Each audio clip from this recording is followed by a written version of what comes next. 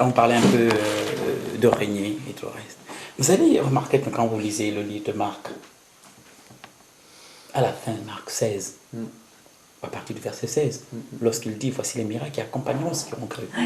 C'est dingue la façon de parler du Seigneur. Et parfois, aujourd'hui, on a l'impression que on a du mal à aligner ce que nous voyons avec ce verset. Et il dit, voici les miracles qui accompagneront ceux qui ont cru. Il dit, en mon nom, ils chasseront les démons. Ça, c'est sûr qu'on le fait. Mais il dit, ils imposeront les mains aux malades et les malades seront guéris. Une affirmation. Oui. Ils imposeront. Non, il n'a pas dit ils prieront pour le malade. Il dit ils toucheront le malade. Imposer. Ils imposeront les mains aux malades et le malade. Écoute ce qu'il dit. Il dit s'ils prennent un breuvage mortel, mais qui êtes-vous? Il ne dit pas qu'un breuvage peut-être, il dit mortel. Il ne leur fera aucun mal. Où est la clé de ces choses? Et il dit ils saisiront les serpents. Vous imaginez? Vous m'imaginez avec la vipère? S'ils prennent un breuvage mortel, il dit pour cette catégorie-là, le breuvage mortel n'a pas d'effet. Mais où est la clé, Seigneur? C'est que le Seigneur, quand nous regarde, ce n'est pas comme nous-mêmes nous voyons. Oui. Vous comprenez? Et c'est normal qu'après, il n'y ait plus de ministère. Parce que si l'Église atteint la maturité, vous n'avez même plus besoin que je prophétise pour vous. Non. Non. Si je prophétise, c'est parce que je dois élever les enfants à un statut de fils. Vous comprenez? À un statut parfait. C'est pourquoi on prophétise sur les gens, on prophétise, on essaie d'encourager, on essaie d'orienter, mais quand tu grandis, tu vois toi-même le chemin. Exact. Tu comprends toi-même les choses. Exactement. C'est ça. Donc lorsque l'Église va atteindre ce statut, oh non, ça c'est sûr, vous n'aurez plus besoin de prophètes. Tout le monde va opérer. Oui. Mais ce qui est important aujourd'hui, et qu'on devrait le faire, qu'on devrait faire, que tous, serviteurs de Dieu, ou encore pas, retournez à la parole. Lisez-la avec sans arrière-pensée. Méditez la parole. Méditez-la. La mâcher. La manger. Oui. La mâcher, la ruminer. La ruminer. Oui. Vous voyez une chose qui est extraordinaire. Et ça, je termine avec ce que je disais par rapport au diable. D'accord? Je termine ceci. Et quand vous lisez Apocalypse 20, vous allez comprendre ce qu'il est devenu. La Bible dit, puis je vis un ange qui descendait avec une grosse chaîne. Il dit, il saisit le dragon ancien, le diable, et le lia pour 1000 ans. Alors, moi je me suis posé la question, mais où est la guerre? Où sont passées son armée? Pourquoi ce simple ange descend avec la chaîne? On n'entend pas qu'il y a eu guerre. Et je me demande où sont les démons, où sont groupe. La Bible dit, il le lia pour 1000 ans. Donc il le mit dans cet endroit-là et referma. Un seul. Il n'a pas eu guerre. Cette fois-ci, on ne dit pas Michael et ses anges. Cette fois, on dit un ange vint avec une grosse chaîne, voilà. Il saisit. Écoutez bien, il dit, il saisit comme un enfant qui me fait, viens ici. Il attache. Vous comprenez à qui on a affaire aujourd'hui? Vous comprenez que celui que nous craignons, en fait, n'a plus d'âme. Mais il est resté rusé parce qu'il connaît la zone. C'est ça. Il est resté longtemps dans la zone. Zonard, hein. Donc il sait comment fonctionne. Tu comprends? Il sait comment les choses fonctionnent. Il est rusé. Mais l'autorité et le pouvoir lui a été enlevé. C'est pourquoi Jésus est venu. Il a enlevé l'autorité, il a enlevé le pouvoir. Tu comprends? Il est resté. Il fonctionne par la connaissance. Et aujourd'hui, il ne fonctionne pas par la puissance angélique. Il fonctionne par la puissance humaine. C'est ça. Il a besoin d'un homme pour attaquer un autre homme. Regardez, nous nous ballottons dans la rue. Regarde, il faut qu'il pousse quelqu'un qui est de son bord, il le contrôle, pour qu'il aille rentrer dans quelqu'un d'autre et le tuer. Pourquoi il n'apparaît pas lui-même, il attrape, il dit, bon, je finis avec toi. Oui, il ne peut pas. Les seuls à qui il peut faire ça, c'est les gens qui sont de son côté. Mais ceux qui sont dans le Seigneur, il a perdu le pouvoir d'agir ainsi sur eux. Du coup, quand tu dors, pourquoi il ne rentre pas? Il te met juste la peur. Pourquoi il ne rentre pas? Pourquoi il ne saccage pas? S'il y a une structure qui ne veut pas voir sur terre, c'est l'église. Pourquoi il ne la saccage pas? Il dit, bon, écoutez, j'ai l'autorité, et il ferme toutes les églises, il prend tous les chrétiens. Pourquoi? Il est obligé de donner une pensée à un certain groupe, à un certain système. Et c'est ceux-là qui vont faire le mauvais travail pour lui. Oui, c'est ça. Donc, il fonctionne par la capacité humaine et non angélique. Jésus l'a dépouillé et désarmé. Amen, ouais. Aujourd'hui, il faut qu'il touche quelqu'un, il saisisse quelqu'un, un pion, pour pouvoir faire du mal à quelqu'un d'autre. Je voudrais juste pour étayer, ça me rappelle une pièce de théâtre d'un acteur qui n'est plus de ce monde. C'était Robert Lamoureux, vous le citez, et qui, dans une pièce de théâtre, il jouait le rôle de Satan. Il y avait un côté comique, il faut le dire, en connaissant l'acteur Robert Lamoureux. Mais alors, il disait quelque chose dans le dialogue. Il disait, je cherche un support, je n'ai plus de support. Je ne peux plus rien faire, je ne trouve plus de support. C'est bien ça. Je dis, mais c'est vraiment l'expression, il ne fait pas les choses lui-même, il cherche des supports. Voilà, c'est ça. Voilà une expression. Donc, et ça, c'était dans une pièce de théâtre. Donc, voilà. Mais le monde est un théâtre. Hein. Elle date, cette pièce de théâtre. Hein. Elle date, elle est très, très Mais c'est c'est pourquoi quand vous allez entendre les témoignages de ceux qui ont été dans son groupe ou encore dans son royaume, tu vas voir qu'il les a envoyés, eux, en mission. Ces hommes-là, il les a envoyés en mission. Et ce sont eux qui faisaient le travail. Et non lui-même. Il choisissait les hommes qui allaient nuire à la vie d'autres hommes. Donc, écoutez, aujourd'hui, ne pas s'approprier de la victoire de Jésus. La Bible dit, si le péché est rentré par un seul homme, et si la mort a régné depuis Adam jusqu'à atteindre tous les hommes, par l'erreur d'une seule personne, la Bible dit, à plus forte raison, ceux qui ont reçu le don de la justice régneront dans la vie par le seul Jésus-Christ. Il dit régneront dans la vie par le seul Jésus-Christ. Il dit à plus forte raison, si la mort a pu faire ça par l'erreur d'un seul, à plus forte raison, ceux qui ont reçu le don de la justice régneront dans la vie par le seul Jésus-Christ. Ça veut dire que Dieu ne nous attend pas fonctionner en deçà de ce qu'il a dit. C'est-à-dire que, imaginez, je vais clore ça, peut-être cette partie, je ne sais pas trop comment on va faire. Alors, vous voyez Jésus, hier on en parlait. On en parlait et on voit Jésus qui arrive à... Parce que Lazare est mort. Oui. Et un jour, je posais la question à des frères, je leur demandais, mais pourquoi Jésus pleure-t-il? Il attire l'attention de Marie, il attire l'attention de Marthe, il dit, je suis la vie et la résurrection. Ils ont dit, oui, Seigneur, on sait qu'à la fin, tout le monde va venir dire, bon, ça va, écoutez, allons au tombeau, il est où? Je vais essayer de vous montrer ça. Tu vois, je vais vous faire un cas pratique. Mais avant ça, la Bible dit, Jésus pleura. Pourtant, il sait ce qui va arriver à Lazare. Mais pour quelle raison il pleure? Parce que, vous savez, il voit la mort qui était Nénémie. Et ses enfants n'ont pas pris conscience. Et il pleure. Et vous allez le comprendre dans sa prière. Il dit, pour moi, je sais que tu m'exauces toujours. Et oui. Mais c'est à cause de... à cause de... Parce qu'ils ne comprennent pas. Ok. Lazare, sors. Vous comprenez qu'il pleure à cause du manque de compréhension et l'incrédulité de ceux de son équipe. Du fait que Lazare est mort. Non, il savait ce qu'il allait faire pour de Lazare.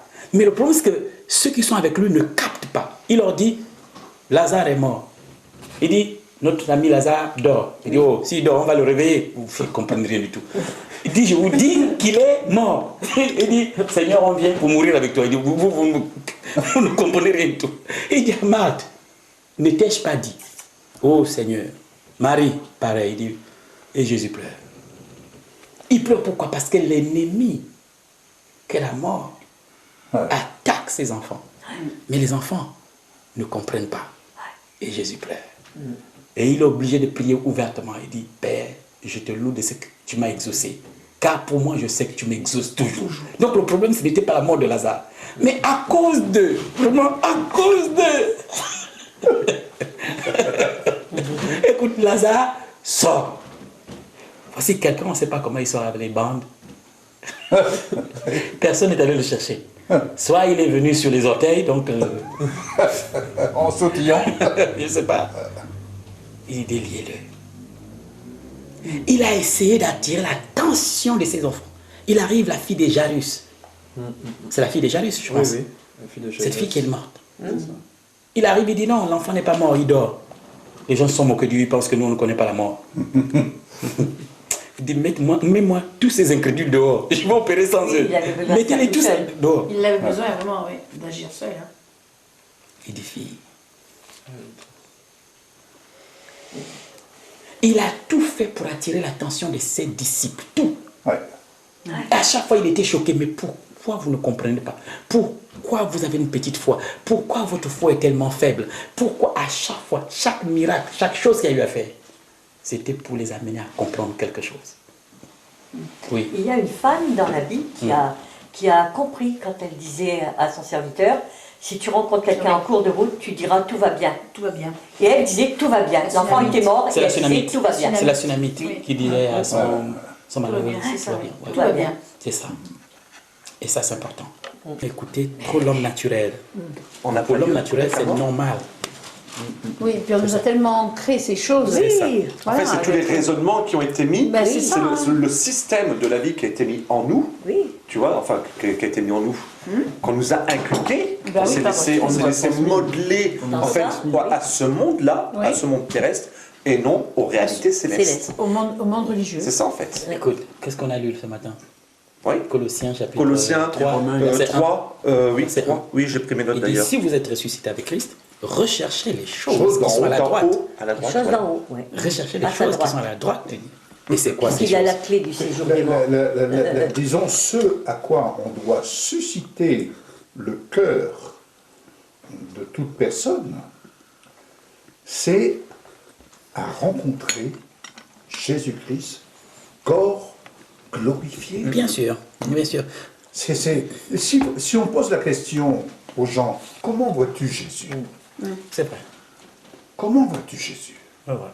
Ben, il le voit sur la croix. Hein. Mais les gens, Il y en a beaucoup qui voient encore vous Jésus savez, sur la j'ai croix. été surpris, et ça se passait au Maroc. J'ai été surpris par, je veux dire, un songe, oui, je crois que c'était au Maroc. Tu vas me reporter. Par un songe que j'ai eu. Je me voyais dans une assemblée, et on était tous habillés pareil. On était devant la croix. On louait, on priait, enfin chacun y allait de son expression. Et à un moment donné, je voyais de l'autre côté de la croix une lumière, mais pas la lumière que nous connaissons, c'était une autre lumière que je ne pouvais pas décrire. Et alors, de m'entendre, passe derrière la croix.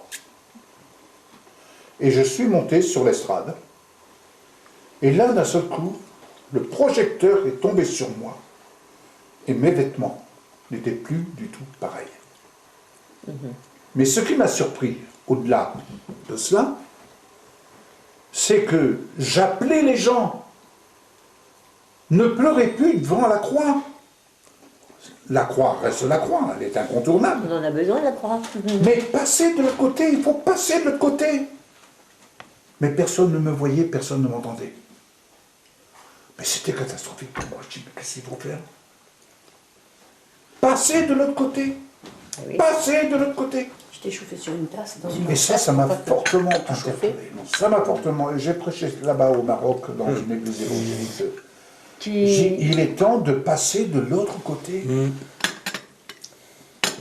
Et de se voir tel que le Seigneur nous voit en lui. C'est ça. Et dans l'ignorance, on ne se voit pas tel que Jésus nous voit. On ne se voit pas tel que Jésus nous voit. Tu peux leur raconter, lorsque tu as été en Italie, que tu étais couché? Alors, ça, c'était quelque chose. J'étais en Italie, chez un couple qui m'avait invité, et puis la mission était terminée, Viens chercher une option. et donc on était à l'étage, mais les volets n'étaient pas totalement fermés, le volet n'était pas totalement baissé, ce qui fait qu'il y avait les lumières de l'extérieur qui donnaient plus ou moins dans la chambre. Or, vers 3 heures du matin, je sens une présence dans la chambre. Je sens une présence et je suis couché sur le côté droit. J'ouvre mes yeux et je vois quelqu'un dans ma chambre. Et ce quelqu'un ressemblait à mon ami qui m'avait invité. Je me suis dit, tiens, il vient chercher quelque chose dans l'armoire. Il est chez lui. Mais curieusement, je me retourne et là, je tombe nez à nez, voilà, comme ça. Voilà, il me regardait. Et il était assis à la tête de mon lit, comme ça. C'était un Africain. J'étais tétanisé. Je ne pouvais plus bouger un orteil. Tétanisé. J'étais là, les dents serrées. Jésus, Jésus, Jésus. Et il me regardait, mais d'un air paisible, pas quelqu'un de, je dirais, de provoquant et autres. Et il me dit,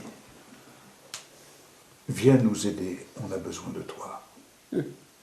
Viens nous aider, on a besoin de toi. Mais il ressemblait tellement à mon ami Jean-Claude, sûrement je me suis dit, est-ce qu'il fallait des choses? Puis non, c'est pas possible. Et j'ai retrouvé, je me suis endormi, mon corps, je me suis détendu. Et le lendemain, comme il me ramenait à l'aéroport de Rome, je dis, qu'est-ce que vous pensez de ce Macédonien? Paul a eu une vision, le Macédonien lui a dit, viens nous aider, tout ça. Qu'est-ce que vous pensez de ça? Comment vous le voyez? Bon, ils n'ont pas su m'expliquer. Je dis, bon, c'est pas de ce côté-là qu'il faut que je cherche. Mais j'en suis revenu Bouleversé. bouleversé. Pas apeuré, hein, mais bouleversé par le fait, viens nous aider. Viens nous aider. Et il y a des gens qui, certainement, en ce moment, c'est peut-être leur prière. Et je pense à cette personne qui nous regarde, qui nous écoute, c'est peut-être cette prière qu'elle formule chaque jour. Y a-t-il quelqu'un qui peut m'aider? Y a-t-il quelqu'un qui peut m'aider? Est-ce que nous pouvons accepter d'aller aider cette personne en priant pour elle déjà? Amen. Et merci Seigneur pour ta réflexion, prophète Sostène. Je pense que cela aidera beaucoup de personnes qui auront l'occasion de regarder cette vidéo et d'écouter cette réflexion. Mais il y a certainement quelqu'un qui prie en disant, y a-t-il quelqu'un pour m'aider? Oui. Et c'est peut-être ça que nous sommes en train de faire aujourd'hui. Et ce que le Seigneur nous donne, peu importe les gens qui suivent, mais il y a au moins une personne qui est en train de se dire quelque part, y a-t-il quelqu'un pour m'aider? Je vais te laisser le soin de conclure et de prier, s'il te plaît. Ok. J'avais quelque chose qui me trottait dans la tête, c'est à quel moment tu es né de nouveau? Es-tu né de nouveau parce que tu crois que Jésus est mort pour toi? Ou tu es né de nouveau parce que tu crois que Jésus l'a ressuscité des morts? Vous voyez, en fait, tout le monde sait que Jésus est mort, Oui, mais tout le monde ne croit pas qu'il est ressuscité. oui. Et la Bible dit dans Romains 19, si tu crois dans ton cœur que Dieu l'a ressuscité des morts, tu seras sauvé. En fait, c'était pour dire, pour ajouter sur ce que tu disais tout à l'heure, qu'il fallait avancer, continuer, ne pas s'arrêter à la croix, parce que le christianisme est né à la résurrection. Et dès que tu crois que Dieu l'a ressuscité des morts, tu es sauvé et tu rentres dans la maison. Amen. Et c'est très important, et merci encore pour l'invitation. Merci, j'avais déjà entendu parler de l'émission, et je crois que Dieu fait ses choses Ouais. comme il veut, et le temps de Dieu est parfait. Et merci encore, et peut-être que je reviendrai, on ne sait jamais. Amen. Mais- Amen. Voilà, Amen. pour parler Nous peut-être d'autres t'attendons. choses. Gloire à Dieu. Nous vous attendons. Oui, oui, oui. Gloire à Dieu. Et j'espère que tous ceux qui nous regardent, d'accord, ont été enrichis Oui. et peut-être apporter des lumières ou certaines réponses à l'heure, des choses qu'ils aspiraient ou qu'ils recherchaient. J'espère qu'on a pu mettre quelqu'un sur la voie pour essayer de rechercher, relire et Amen. comprendre Oui, oui. exactement ce que Dieu l'a fait. Ouais. Gloire à Dieu. Donc, sur ce, je vais lever la voix pour prier s'il n'y a pas autre Priez. chose. D'accord. Voilà. Ok. Père éternel, Dieu des armées, nous te remercions pour l'opportunité que tu nous donnes de nous retrouver autour de cette table, Seigneur, Oui. dans la communion fraternelle. Et merci encore d'avoir fait la grâce de nous retrouver dans cet endroit et béni cet endroit, Seigneur. Merci éternel Dieu pour ceux qui nous écoutent. Merci pour cette femme. Merci pour ce frère. Merci pour cet enfant. Oui. Je dis enfant, je parle de quelqu'un qui a un cœur pour apprendre. Oui. Seigneur éternel Dieu, et j'ose croire éternel Dieu, que tu lui as donné ou encore éclairé et aidé. Seigneur, que la soif de te connaître tel que tu es, la soif de passer du temps dans ta parole et la compréhension qui est dans le Saint-Esprit sur les Écritures, éclaire, Seigneur, ce qui nous écoute et ce qui nous regarde. Amen. Seigneur, je te remercie. Bénis, éternel Dieu, ceux qui nous regardent. Et ceux qui sont malades, Seigneur, guéris-les. J'en profite pour prier pour ceux qui sont malades, ceux Oui. qui sont souffrants, ceux qui vivent des temps ténébreux, ceux qui sont dans la confusion, ceux qui ont Oui. besoin d'une parole.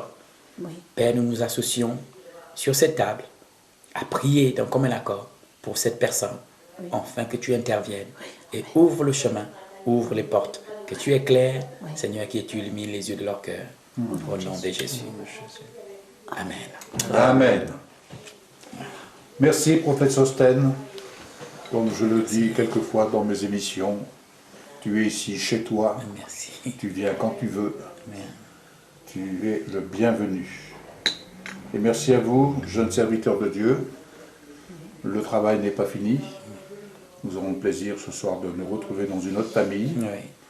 C'est un peu le travail que le Seigneur nous donne d'effectuer, en tout cas de remplir ce service, d'aller à la rencontre des familles, dans des lieux où il n'y a pas forcément beaucoup de prédicateurs qui passent, mais voilà, nous sommes là pour ces familles-là. Et bon. Maou, Eyo. Dieu est bon pour vous. Dieu est rempli de bonté pour vous. Ses grâces ne sont pas épuisées pour vous.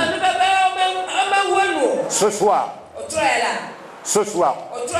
je vais faire un acte de foi très simple. Et vous allez saisir votre projet. Alléluia. Venez. Alléluia. Venez. Venez.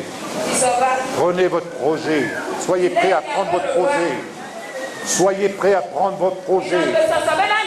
Projet professionnel. Projet d'études. Mais n'oubliez pas une chose. Les projets qui sont sur votre cœur ne sont des projets qui ne regardent que vous et Dieu. Il y a des projets qui échouent, tout ça, et qui ont avorté. Parce que beaucoup d'entre vous, vous en avez parlé. Mais pour arriver là où nous sommes aujourd'hui, tous les projets que Dieu avait mis sur notre cœur, on en a parlé qu'au moment où ils étaient nés. Qu'au moment où ils étaient nés. Alléluia. Amen. Alors levez les mains. Alléluia. Père, au nom de Jésus, tu vois chacun de ces projets représentés ici. Projets qui sont tombés à l'eau. Projets qui sont tombés à l'eau. Au nom de Jésus, lorsque je frappe dans mes mains, comme Élisée a frappé sur l'eau, avec un bâton qui représente la faiblesse. Mais nous pouvons dire que lorsque nous sommes faibles, c'est le fort qui remonte. Père, au nom de Jésus, que le fort remonte maintenant, que les projets remontent maintenant. Au nom de Jésus, je frappe dans les mains et le fer remonte, le projet remonte.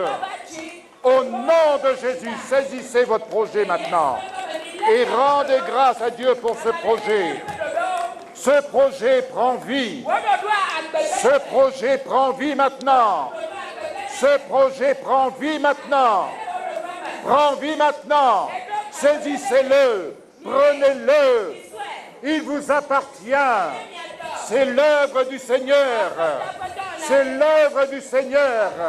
Projet de paix, dit le Seigneur, et non de malheur. Projet de paix et non de malheur. Projet de réussite, dit le Seigneur. Projet pour vos entreprises.